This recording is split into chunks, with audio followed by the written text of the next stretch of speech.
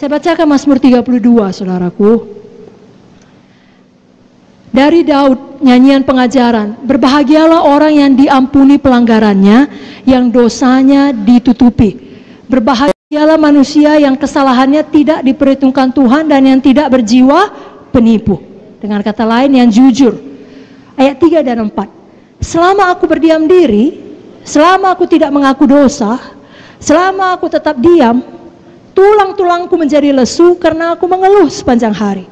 Sebab siang malam tanganmu menekan aku dengan berat, sumsumku menjadi kering seperti oleh teriknya musim panas. Lalu ayat 5 dia berkata, dosaku kuberitahukan kepadamu, kesalahanku tidak kusembunyikan. Aku berkata, aku akan mengaku kepada Tuhan pelanggaran-pelanggaranku, dan Engkau mengampuni kesalahan karena dosaku. Apa maksud ayat ini? Selama kita tidak jujur pada Roh Kudus, kepada Tuhan, kita yang menderita. Bukan Tuhan tidak tahu dosa kita. Tuhan tahu pikiran kita dari jauh. Pemazmur berkata, Kau tahu, Kau menyelidiki batinku. Tuhan tahu kalau kita berpikiran kotor. Tuhan tahu kalau kita berpikiran jahat. Tapi kalau kita pura-pura saja, kita melayani saja, atau apalah, kita diam-diamkan, kita yang menderita. Badan kita pun ikut menanggungnya. Lalu Daud berkata, dosaku kuberitahukan, dan Tuhan mengampuni. Tuhan memulihkan. Jadi malam ini saudaraku, saya ajak kita untuk jujur pada Roh Kudus. Maka kita cintakan uang, maka kita tidak sungguh-sungguh melayani KKS kita, kasih kita telah menjadi dingin. Kita nggak peduli, datang nggak datang, situ kau, aku pun punya hidup, aku pun perlu cari makan. Sudah dihubungi, aku sakit, doakanlah aku. Iya, aku doakan, tapi nggak kita doakan. Tapi kita nggak jujur di hadapan Tuhan. Malam ini jujurlah.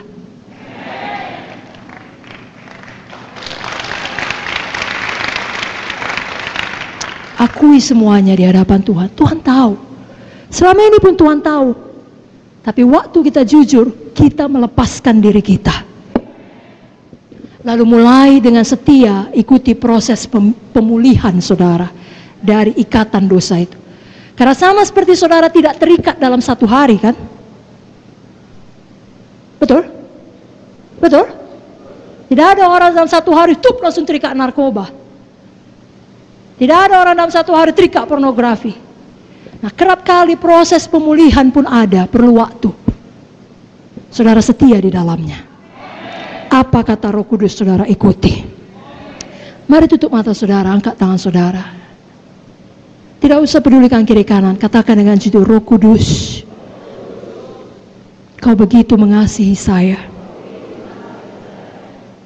Saya mengaku semua dosa saya.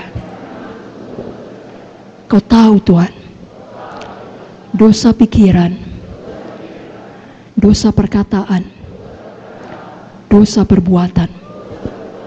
Saya akui semuanya. Saya tidak sembunyikan. Saya tidak mau lagi hidup dalam gelap. Saya tidak mau berbohong. Saya tidak mau marah. Ampunilah saya selama ini. Saya sering tidak menyadari Kau hidup di dalam saya. Saya sering mengeraskan hati saya dan mendukacitakan Engkau.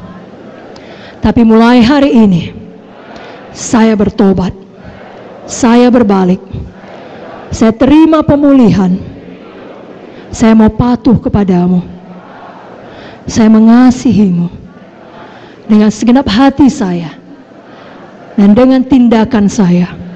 Mulai malam ini saya alami kebangunan rohani di dalam nama Yesus. Dan semua kita berkata, berikan tepuk tangan bagi Yesus. Baik, itu poin yang pertama, Roh Kudus seorang pribadi. Jangan kita duka citakan. Poin yang kedua, Roh Kudus itu adalah Tuhan sendiri. Roh Kudus adalah Tritunggal. Sama seperti Allah Bapa dan Allah Anak, Tuhan Yesus. Roh Kudus tidak lebih rendah kedudukannya dibandingkan Bapa ataupun Tuhan Yesus. Sama, 3 dalam 1, 1 dalam 3. Saya bacakan satu ayat saja, Kisah 5 ayat 3-4, mengenai Ananias yang mendustai Roh Kudus. Apa kata firman dalam Kisah 5 ayat 3-4? Tetapi Petrus berkata, Ananias, mengapa hatimu dikuasai iblis, sehingga engkau mendustai Roh Kudus, dan menahan sebagian dari hasil penjualan tanah itu. Selama tanah itu tidak dijual, bukankah itu tetap kepunyaanmu? Dan setelah dijual, bukankah hasilnya itu tetap dalam kuasamu? Mengapa engkau merencanakan perbuatan itu dalam hatimu? Engkau bukan mendustai manusia, tetapi mendustai Allah. Ananias mendustai Roh Kudus sama Ananias mendustai Allah. Jadi jangan ada persepsi yang salah dalam pemikiran kita bahwasanya Roh Kudus itu ya lebih rendah sedikit dari Bapa atau dari Tuhan Yesus. Tidak, mereka adalah satu. Dan mereka adalah satu. Roh Kudus sekarang ada di dunia ini, di dalam hati kita. Dan firman Allah menyatakan roh yang ada di dalam kita lebih besar dari semua roh yang ada di dalam dunia ini. Saudara tidak perlu takut, amin. Yang ketiga, Roh Kudus adalah penolong kita, Parakletos. Yohanes 14 ayat 16-17. Roh Kudus adalah penolong. Mari kita baca sama-sama, Bapak Ibu Saudara siap? Yohanes 14 ayat 16-17, 1, 2, 3 ayat. Aku akan minta kepada Bapa, dan Ia akan memberikan kepadamu seorang penolong yang lain, supaya Ia menyertai kamu selama-lamanya, yaitu Roh kebenaran. Dunia tidak dapat menerima Dia, sebab dunia tidak melihat Dia dan tidak mengenal Dia.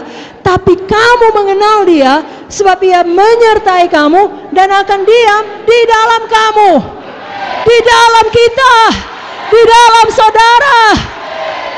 Ada Tuhan di dalam saudara, ada Roh Kudus di dalam saudara.